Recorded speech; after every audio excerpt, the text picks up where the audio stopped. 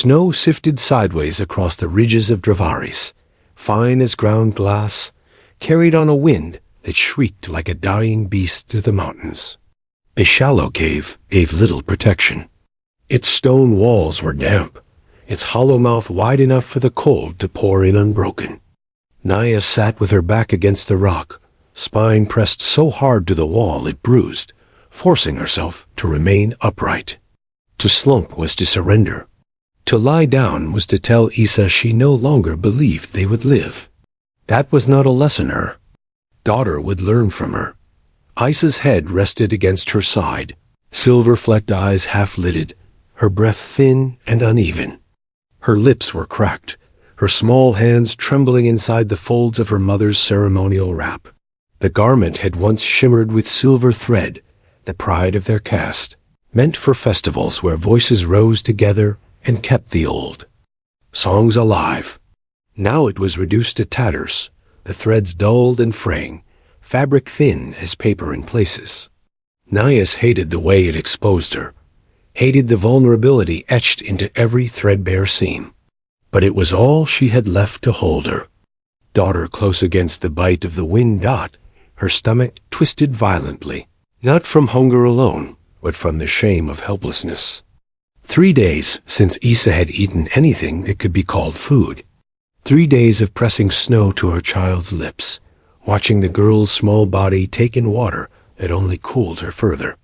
Nias whispered against her daughter's hair, her voice low, harsh, forcing strength she did not feel. Stay awake, just a little longer.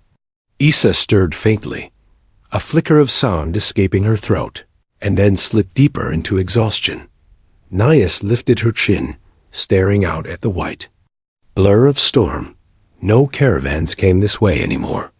No kin from the valley below would climb this high for a half-broken singer and her child. She had chosen the cave because it put stone at her back. She had convinced herself that one wall was enough protection against the world. Now it felt like a tomb. A sound broke through the howl of the wind.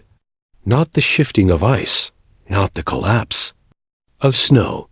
A rhythm, deliberate and heavy, boots on stone. Naya stiffened, blood surging cold and hot at once. She dragged Isa behind her, wrapping the girl in the shredded cloth, her own body becoming the wall. Her fingers found a rock near the cave floor, the only weapon she had left. The figure that appeared was broad in the shoulders, coat stiff with frost, face half hidden behind a scarf. He moved with the caution of a man who knew every echo, every shadow could carry danger. His eyes swept the cave not in panic, but in order, a pattern of training that told Nias immediately he was no lost wanderer. He carried weight on his back, a patched and weathered pack, and no weapon in his hands. But she knew better than to believe he was unarmed. Her voice tore itself from her throat, hoarse but steady. Stay back. A wind carried it ragged, but the intent was clear. She adjusted her grip on the rock, forcing her body between him and Isa. If he advanced, she would break her bones against him before letting him touch her daughter. The man froze in place, boots scraping once as he stopped.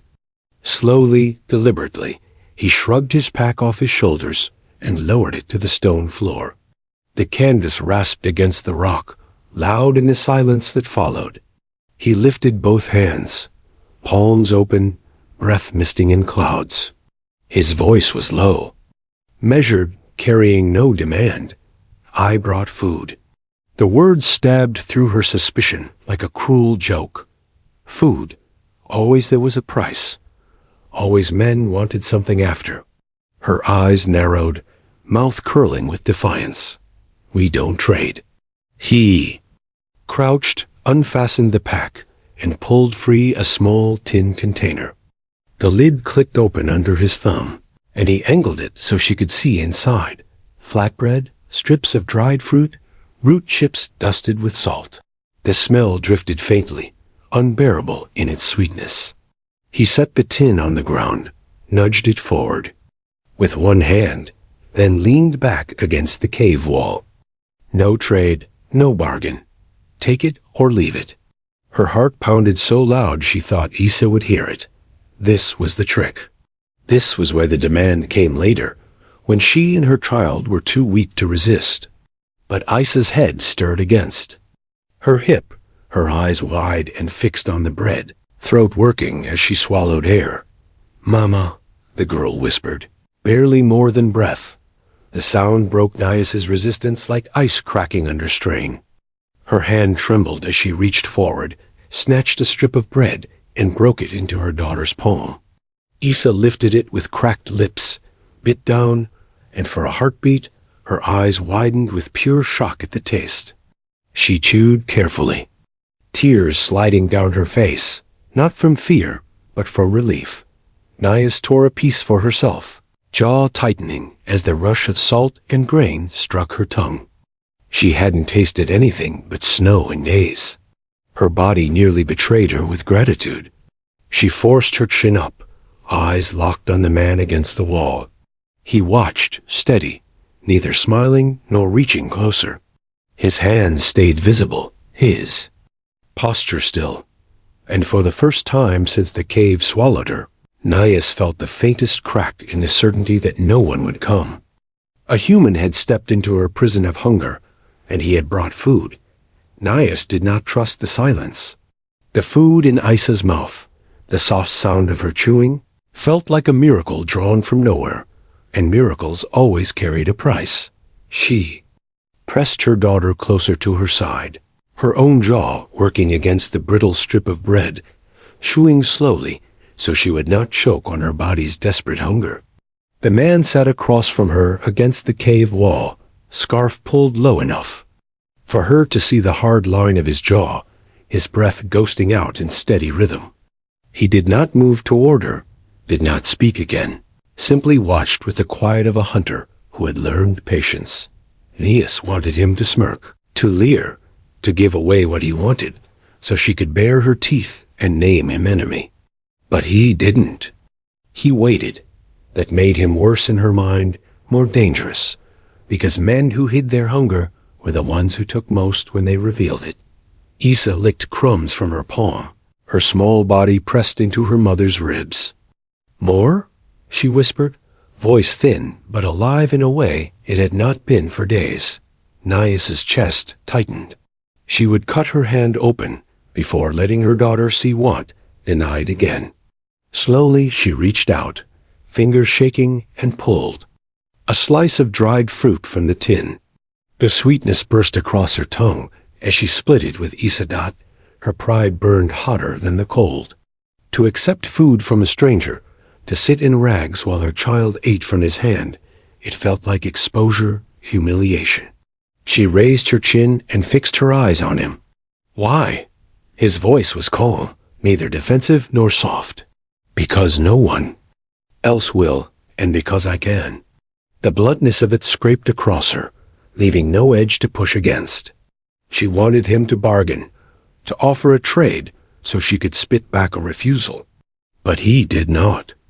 He sat there with his pack closed, his hands resting on his knees, his gaze never dipping to her exposed collar or the child in her lap.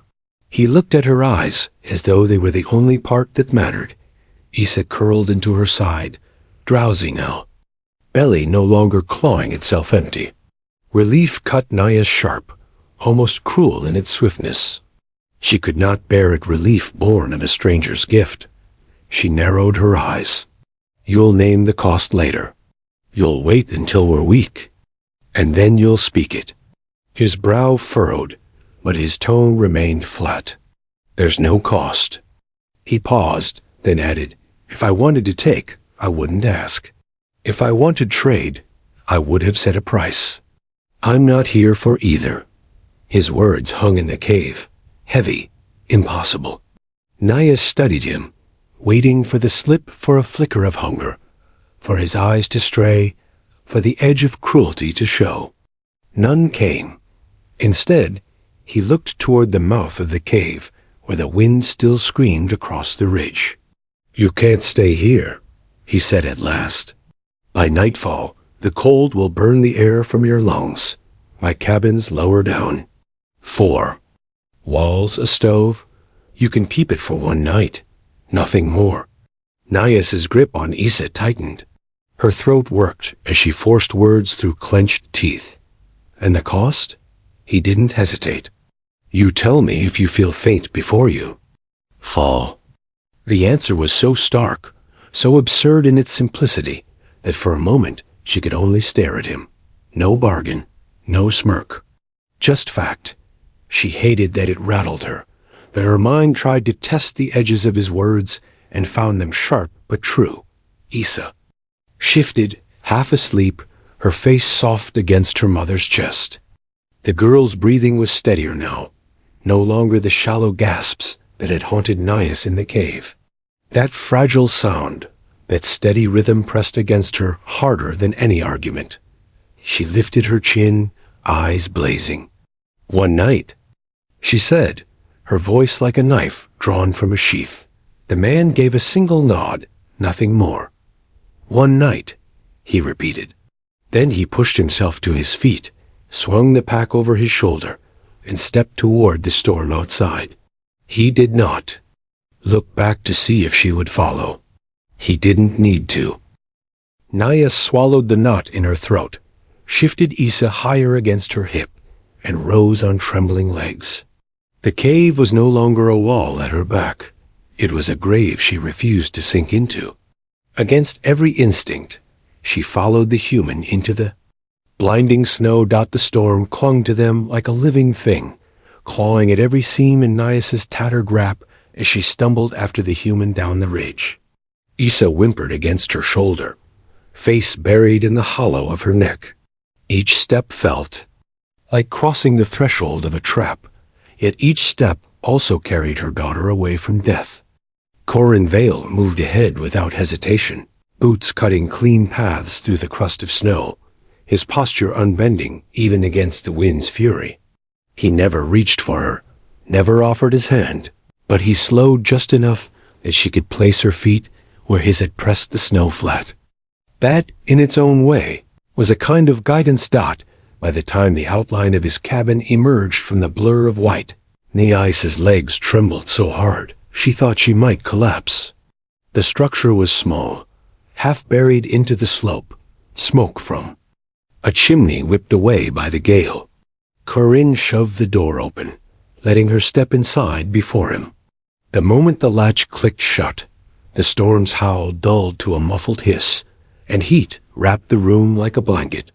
Issa stirred weakly in her arms, blinking at the orange glow of fire in an iron stove. Nias laid her daughter on the low bed nearest the wall, keeping herself between Issa and the human as if her body were still shield and barrier. Corin slipped off his boots, set his knife flat at his side, and lowered himself onto a rolled mat by the door. He did not speak. He simply sat, back straight, eyes flicking to every seam where cold might creep and dot. The silence grew heavy. Nias's breath came uneven, part exhaustion, part rage at how quickly her child had settled into the safety of blankets that smelled of pine smoke and clean wool. She wanted to spit at the kindness of it. Kindness was always a mask. Her voice broke the quiet sharper than she intended. What now? You fed us, brought us here. What's left to take? Corin's expression did not shift. His tone remained steady. Food again in 15 minutes. Before that, feet and hands. The cracks get worse overnight. Salve will help. He gestured, slow and deliberate, to the table where he had laid out his belongings. A shallow bowl, strips of cloth, a small tin, a wooden peg, everything in plain sight. I can show you, and you can do it. Or I can do it while you watch my hands. Nias bristled. She rose, every muscle sore, and stalked to the table. She examined the items one by one, searching for blades, for hidden threats. There were none. When she turned, she caught him watching, but his gaze was level, fixed on her eyes, not the exposed places where her wrap had slipped. The steadiness unsettled her more than hunger had. I do it, she said, voice like stone. He gave a short nod and leaned back against the wall, leaving space between them as if distance itself were part of the bargain. "There are extra cloths in the chest by the stove," he added. "Shirts and socks that don't fit me. If you want them, they're yours. If not, I won't ask again." She opened the chest and sifted through folded shirts, coarse wool socks, patched with care. Every piece was clean, every seam reinforced. She pulled out a thick shirt, held it to the light, testing its weight. It would fall mid-thigh, its collar wide at the neck. She set it aside and chose socks first Isa needed, them more than she did. When she brought them back to the bed, her daughter stirred, eyes bleary but brighter. "Mama?" Isa's voice cracked, still frail but steady. "I am here," Nias whispered, smoothing hair back from the child's forehead. She unwrapped Isa's small feet, wincing at the sight of cracks across the girl's heels, red and raw. She warmed. The salve between her fingers pressed it gently into the wounds. Isa breathed out in relief, her eyes drifting closed again. Nias wrapped the cloth and pulled the socks over them, the warmth immediate, startling. When she looked up, Corin was setting 2 cups on the table. Steam rose faintly. "Drink," he said simply. "Small sips. Your stomach will fight more." Nias took the cup with a hand that shook despite her will. The water carried a trace of herbs, clean and grounding. She swallowed slowly, fighting the urge to gulp. The silence stretched, filled only by Isa's even breathing and a soft pop of wood in the stove dot at last. Nias's voice cut through, quiet but sharp. "Why help us? Nobody does anything for free." Corin met her gaze, calm, unwavering. "Because no one else will, and because I can." The words landed differently in the cabin than they had in the cave. Here, with heat on her skin and her daughter's breath steady against her ear, they felt less like a claim and more like a truth he lived. Still, suspicion gnawed at her ribs. She forced herself to hold his stare, to search for cracks that might reveal the lie. She found only discipline and weariness, and something else, harder to name. Her pride bristled, but her body betrayed her with a shiver of relief. She turned away, pulled Isa tighter beneath the blanket, and whispered into her daughter's hair. So low the human could not hear. "One night, that is all." But even as she said it, she knew the storm outside would not end in one night.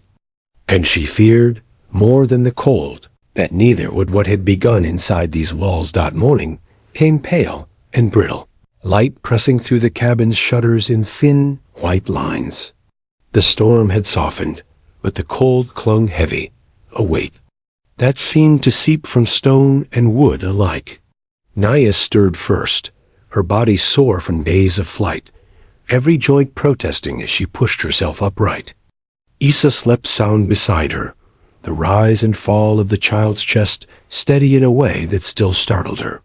It had been weeks since she had seen her daughter breathe without counting each shallow gasp across the room. Corin was already awake. He crouched by the stove, stoking the fire with careful motions, shoulders tense from long habit. He wore the same calm as the night before, his movements deliberate, nothing wasted. When she shifted on the bed, his eyes flicked toward her, sharp and assessing, then back to the flame. "You'll want food before your body cools again," he said simply, as though he had been keeping time with her pulse. The smell reached her before the word settled.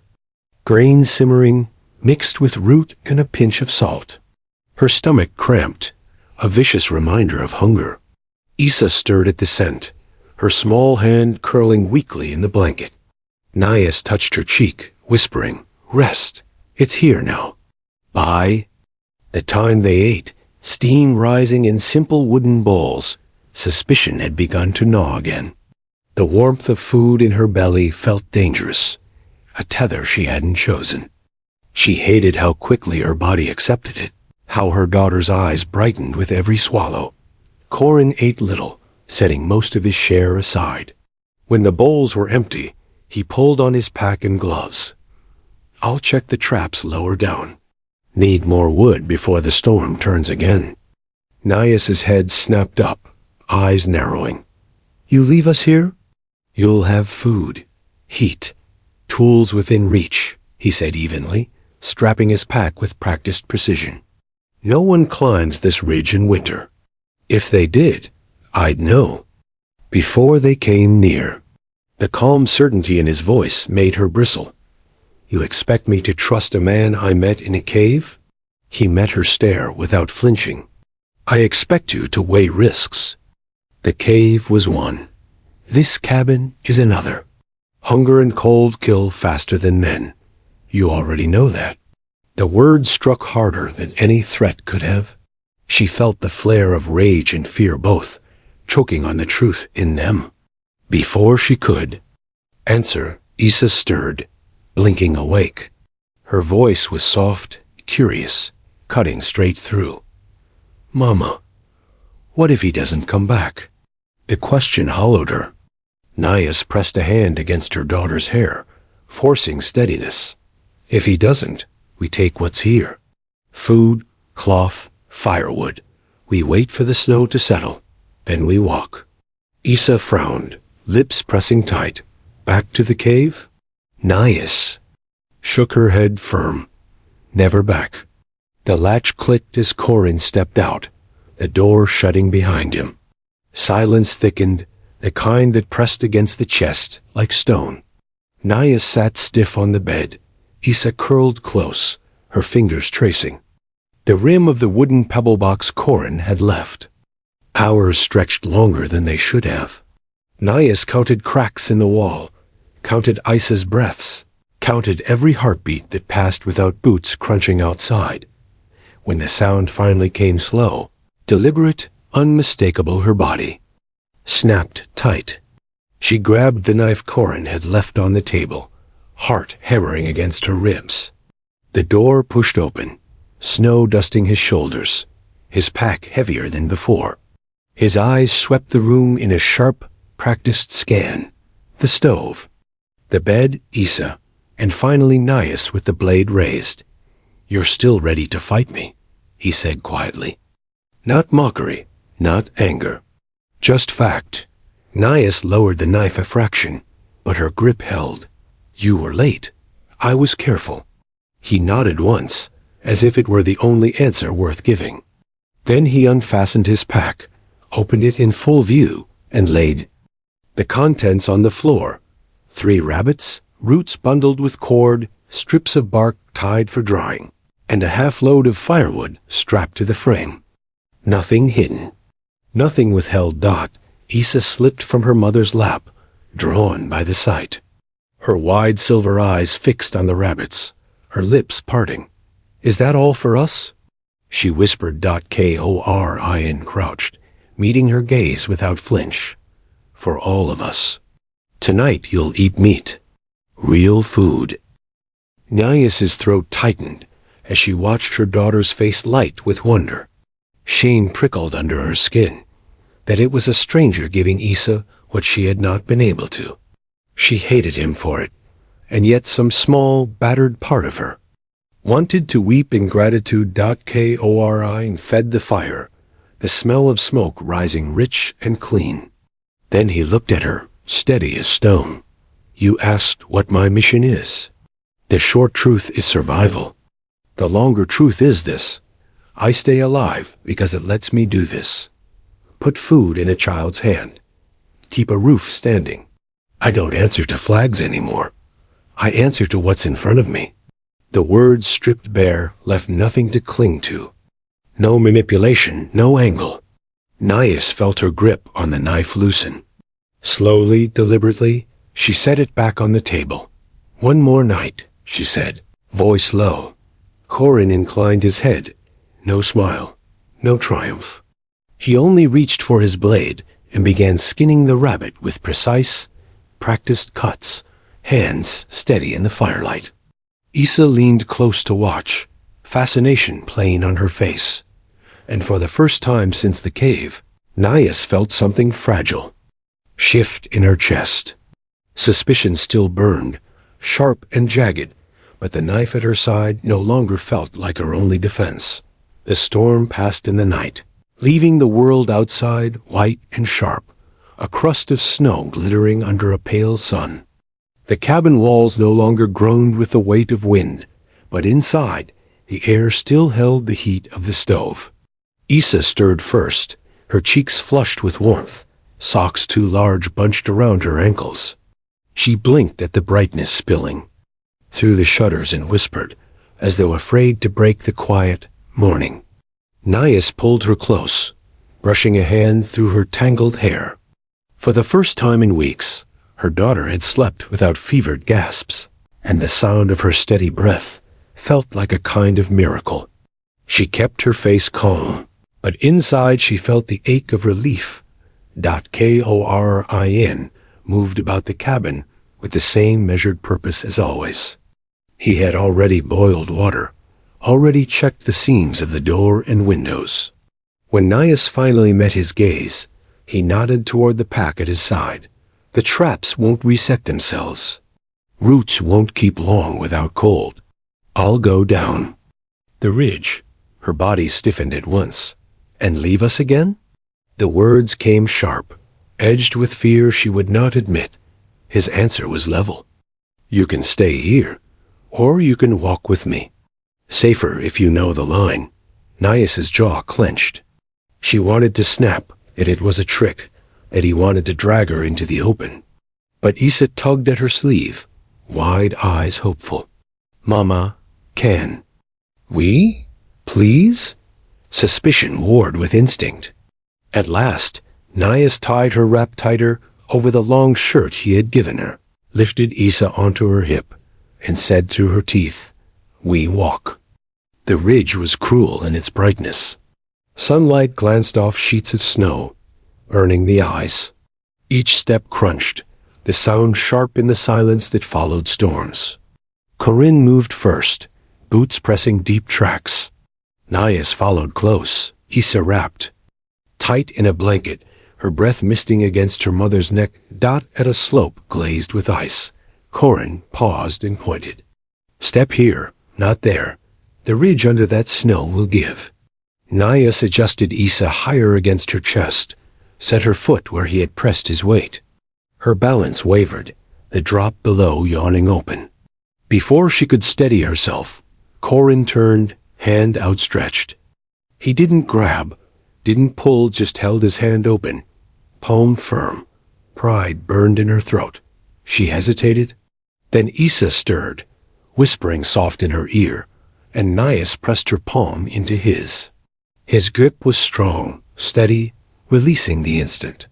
Her footing held. You don't wait to see if I fall, she said, her voice cutting against the wind. No, he answered, moving ahead. You don't deserve the fall. The words hit deeper than she wanted them to. Not pity, not charm. Just fact. They reached the traps set along a sheltered curve of rock. Corinne crouched low, movements practiced, his hands working with clean efficiency. The first snare held a rabbit, kill quick and merciful. Another lay empty. The last had been tripped, bait scattered. He reset them with careful motions, tying knots tight, every gesture stripped of waste. Nias stood above, watching. Him. Issa's weight pressed into her shoulder. She had expected violence in him, expected greed. Instead, she saw discipline worn into his body like scars. Every motion had purpose. When the snares were done, Corinne rose and held out the rabbit. Carry it. Her brow furrowed. Why me? Because. You need to feel weight, he said. That means survival. Not just burden. The rabbit's fur was still warm when she took it by the hind legs. Shame flickered in her chest, reduced to carrying another man's kill. But Issa reached out, touched the animal softly, and whispered with awe, Dinner. Something shifted. The shame became something else. Proof of a future meal. Proof of life. The climb back burned her legs raw. Twice she stumbled, twice Corinne's hand was there, offered and released.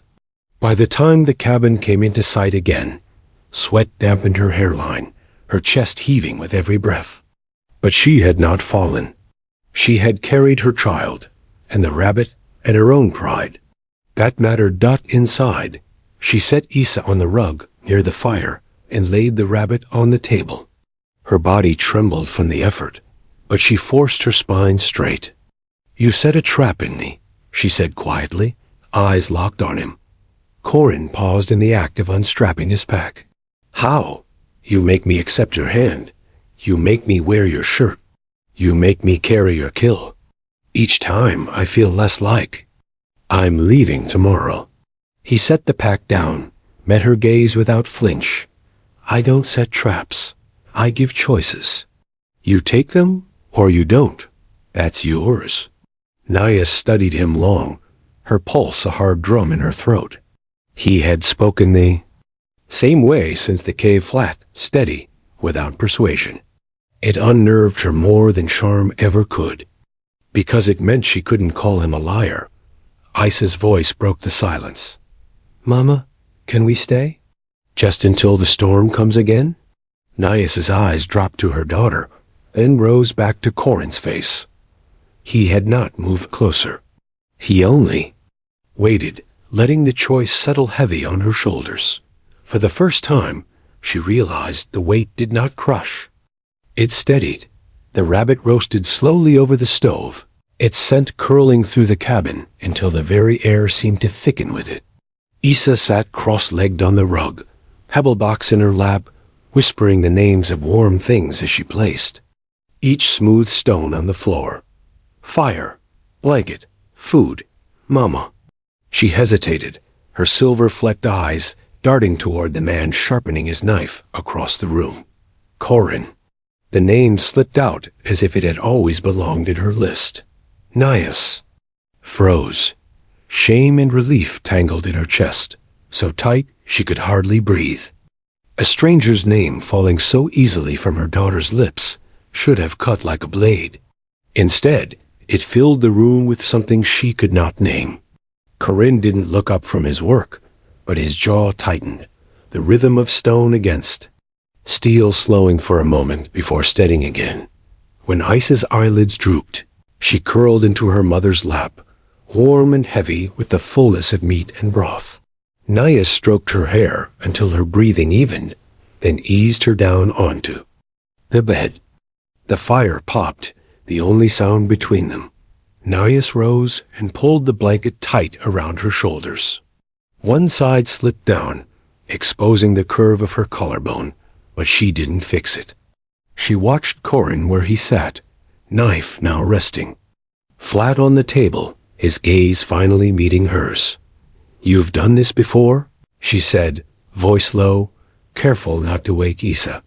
His brow lifted. "Cook? Keep people alive?" Her arms crossed over her chest, though it felt less like a shield than a question. "Yes," he said simply, no elaboration, no story offered unless she asked for it. "Why here? Why alone?" She pressed, eyes narrowing. "A man with your training could lead a camp, protect others. Instead, you trade wood and roots for salt." He looked at the fire, the orange glow painting the scars along his temple. "Because camps become armies. Armies become graves. I walked away before I dug another." The bluntness rattled her more than any confession would have.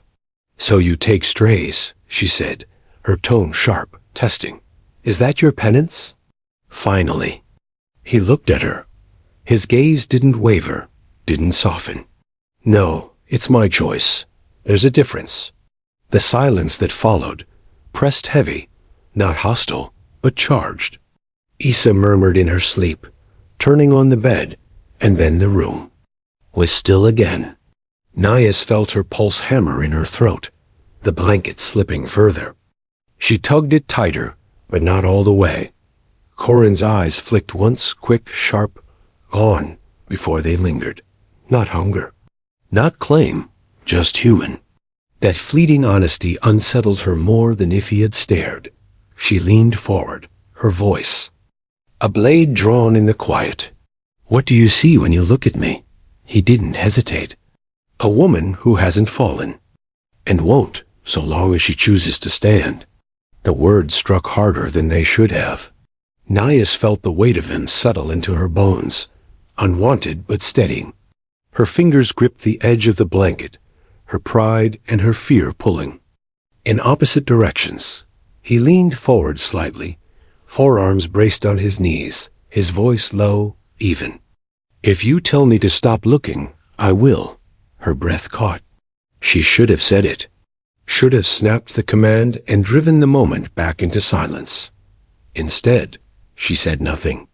And in that silence, his gaze rested on her like a hand knot. Pressing, not taking, only waiting. For the first time in years, Naias let herself feel it. The choice was hers. And she did not turn away. She stood slowly, crossing the space between them one step at a time, until the heat of the fire brushed her back and his breath reached her skin. Her chin lifted, her voice rough but steady. I'm choosing. His hand rose, slow enough that she could stop him, slow enough that she could breathe between each inch. When his fingers touched her jaw, she leaned into the warmth. Their lips met, unhurried, steady, not the desperate clash of hunger, but the quiet certainty of survival, transforming into something more when they parted. Her forehead rested against his, her chest rising hard, unsteady but sure. You've given us more than food, she whispered. His answer was low, almost a vow. And you've given me more than silence. Behind them, Issa stirred in her sleep, sighing softly. Naias glanced toward her daughter, then back at the human before her. For the first time since the world had burned away, she did not feel like prey or exile. She felt like someone standing, choosing. The fire cracked, sparks chasing the smoke up the chimney. Outside, the ridge lay silent and white, endless as ever. Inside, the air carried something fragile but undeniable, the first steps of trust, and the beginning of a bond neither storm nor hunger could undo. Sunlight spilled across the ridge, sharp and clean after the storm. The cabin no longer felt like a refuge carved from desperation. It felt solid, warmer than the fire alone could account for. Naias woke with Issa curled against her side, the girl's breath steady, cheeks full with the softness of sleep. She watched her daughter for a long moment, letting the truth of it settle. Issa was alive, warm, and no longer counting hunger between breaths. Across the room, Horin was already awake. He sat by the stove, stoking embers into flame, his posture as disciplined as ever. His eyes lifted briefly when Naias stirred, then returned to the fire. The storm's gone, he said. You'll both live easier now. The words should have been obvious, but they hit harder than she expected. For weeks she had measured Issa's survival in moments. One more breath, one more step, one more hour. Now he spoke as though survival itself had become steady, not fragile. Her throat tightened. Issa blinked awake, rubbing her eyes with small fists. She sat up, hair sticking in messy strands, and spotted the pebble box still by her bed. She dragged it into her lap and began her ritual with a seriousness that felt older than her years. Fire, blanket, food, mama.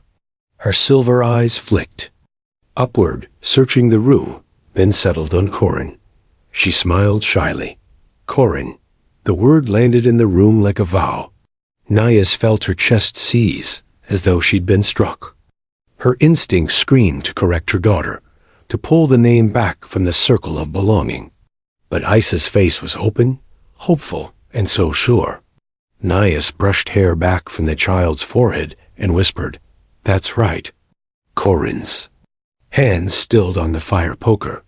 His jaw tightened, eyes fixed on the stove, but she saw the flicker in his expression, the way his shoulders eased, the way his breath caught just slightly. Issa returned to her counting, satisfied, leaving the silence between the adults thick with something new. Later, while Issa napped in the blankets. Naya stood by the shuttered window, watching sunlight glance off the snow. Corin moved quietly. Behind her, not close, not far, his presence as steady as the ridge itself. She spoke first, voice low. "You've kept every word since the cave. No tricks, no demands. I don't know what that makes you. But it isn't what I expected." His head tilted slightly, his eyes finding hers in the dim light. "And what did you expect?" She turned to face him, chin high despite the heat crawling her throat. "A man who would take. One I'd have to fight or run from. Not one who gives me back choices." His voice dropped, rougher, carrying weight. "You still think I don't want more?" Her pulse jumped. Fear and something sharper tangled together, but she didn't step back. "You haven't taken it." "Because I wait for what you choose," he said simply. The silence that followed felt alive, heavy, filled with words they had not spoken, but both understood. Naya searched his face for hunger, the kind she had seen in other men, and found it but bound in restraint, not in threat. For the first time, desire in a man's eyes didn't feel like danger. It felt like power, and the power was hers. Slowly, deliberately, she stepped closer. Close enough that their arms brushed, close enough that the line between survival and something more blurred beyond return. She lifted her chin, voice steady. "I'm choosing." When his lips touched hers, it was not born of desperation, but of certainty, a joining forged in the crucible of storm and hunger. Her body trembled, not from fear, but from release, the first moment in years that she felt more than a body fighting to endure. They parted slowly, breath mingling, foreheads touching. Nias whispered against him, words that tasted both fragile and fierce. "We are not leaving." Corin's breath caught, the smallest flicker of relief breaking through his calm. He did not smile, but his hand settled against her back, not a claim, but an anchor. Issa stirred on the bed, sat up, and rubbed her eyes. She looked at them both, tilting her head in sleepy wonder. "We're not leaving, are we?" she asked. Nias turned to her daughter, voice strong, clear, final. "No, Issa, we're home." The words hung in the cabin like a revelation, sharper than any blade. Corin's shoulders eased, Issa's face broke into a smile, and for the first time since the world had fallen apart, Nias let herself believe. The fire crackled, the snow outside gleamed, and within the cabin walls, 3 lives braided together, not by bargains, not by flags, but by choice. A family born from hunger and storm, now unshakable. The ridge remained merciless, the world beyond still broken. But here, in this cabin, something stronger than survival had taken root. Something that could not be undone.